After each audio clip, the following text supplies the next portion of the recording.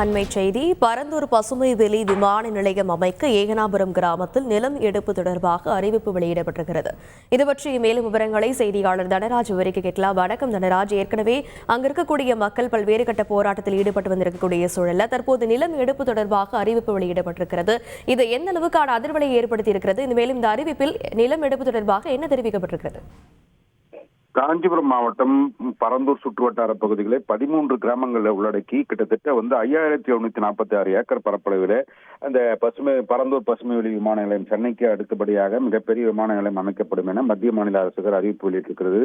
அறிவிப்பு வெளியிட்ட நாள் முதலே தொடர்ந்து கிராம மக்கள் இந்த நில எடுப்பு பணிக்கும் விமான நிலையம் அமைப்பதற்கும் தொடர்ந்து எதிர்ப்புகளை தெரிவித்து வருகிறார்கள். குறிப்பாக அந்த ஏகனாபுரம் என்று சொல்லக்கூடிய அந்த பகுதியில் இருக்கின்ற கிராம மக்கள் 764 தொடர் போராட்டங்களை நடத்தி வருகிறார்கள். கிட்டத்தட்ட 2 ஆண்டுகளை எட்டிய நிலையில தற்போது இந்த நில எடுப்பு அறிவிப்பானது வெளியிடப்பட்டிருக்கிறது. குறிப்பாக இது ஏற்கனவே கிட்டத்தட்ட ஒரு வளத்தூர், பரந்தூர், நெல்வாய், தண்டலம், பொடவூர், எடையார்பாக்கம், குணகரம்பாக்கம், மகாதேவிமங்கலம், அக்கமாபுரம், சிங்கிலிபாடி உள்ளிட்ட பகுதிகளுக்கு நில எடுப்பு அறிவிப்புகள் அறிவிக்கப்பட்டிருந்தது.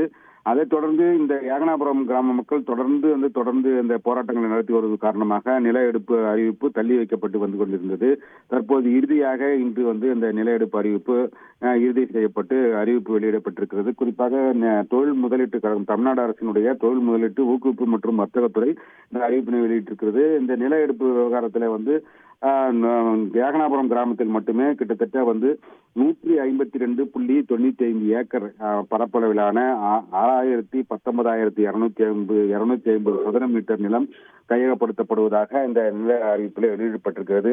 இந்த நில எடுப்பு குறித்து ஏதேனும் ஆட்சேபனை இருந்தால் இந்த அறிவிப்பு வெளியிட்ட நாளிலிருந்து 30 நாட்களுக்குள்ளாக தங்களுடைய ஆட்சேபனையை சம்பந்தப்பட்ட அலுவலகத்தில் தெரிவிக்கலாம் என இந்த நில எடுப்புத்துறை அறிவிப்பு வெளியிட்டிருக்கிறது. இது தற்போது நிகழ்வாக இருக்கிறது. மேலும் இந்த நில எடுப்பு அறிவிப்பு வெளியிட்ட சம்பவம் அறிந்து இந்த கிராம மக்கள் பெரும் அதிர்ச்சி அடைந்திருக்கிறார்கள். இது குறித்து இன்று கூடி பேசி அதற்குண்டான அடுத்த கட்ட போராட்டத்தை அறிவிக்க இருப்பதாக தற்போது தெரிவித்திருக்கிறார்கள். இது தற்போது நிகழ்வாக இருக்கிறது.